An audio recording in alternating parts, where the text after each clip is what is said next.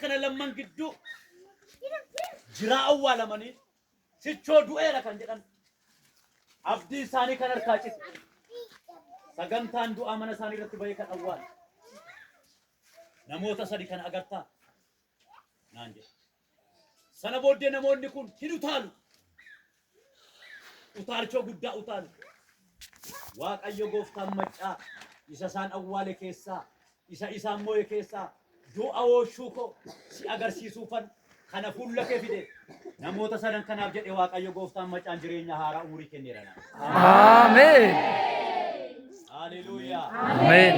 Ergama isaaniitti argame duwwaa gasheera. Amen. Amin hallelujah. Amen. Ilaa sagantaa kanaan jedhe waaqayyotu dhaloonni kun ooluu isaanii mirkaneeffatu.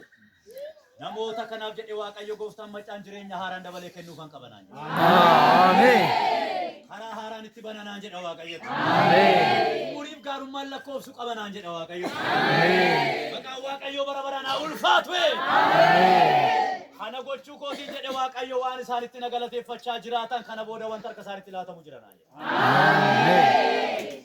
Sus gooftaadha. Amen. Min Yesuus gooftaadha. Amen. Maqaan isaa kan eebbifame haa ta'u. Amen. Harka darbannaa wayii abuurratee darbatu.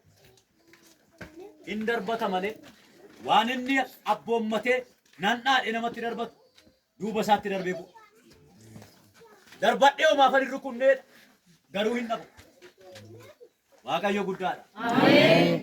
Kunis jedhe waaqayyo ijaan ba'a jedhe irrattan hojjedha jedhe lola inni nama kana loludha.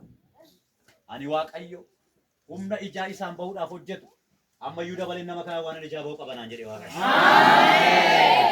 Waan lolu qabanaan jedhe waaqayyo. Biyya kana keessaa ammayyuu bineensa baay'een ajjeesuu qabaa jedha waaqayyo. Amen. Hallelujah. Amen. Hagootaa yaafura kan baafatu. Hagootaa biyya kana keessatti humnaan hojjechuu kan barbaadu. Of funduraa humna kan ergu. Biyya kana keessaa bineensa baay'ee reeffa godheen. Kanan ittiin ulfina koo mul'isu. Ilaa jedhe waaqayyo arraba keerraa ammayyuu sagaleen qabadha waaqayyo. Dullaa ittiin bineensa eeshuu harka keetiin qabadhe waaqayyo. Amin hallelujah. Ofiin qabiinan isin qabne. Naati agrabaa jaalabaa tola booda agrabaa shaalaadaa labaa jinamaadiyaa. Hallelujah. Isin nibne. Amen. Amma yusirraan hambala keessa yeewaa waraanaa jedha waaqayyo. Amen. Diipakaatoo rabaa jedhee diikaara ladalaba jenamaasiya. Amen. Waaqayyo maqaan isaa ulfaatu. Amen. Waaqayyo maqaan isaa ulfaatu. Amen. Waaqayyo maqaan isaa ulfaatu. Amen. Hallelujah. Amen. Hallelujah. Amen. Ila rakkina ta'een akka manni kee diigamu. Rakkina akka ta'e ila ta'een jireenyi kee akka harca'u. Wanti yeroo hundumaa si xiyyeeffatu jira. Adana jirti mucaan kun biraanii.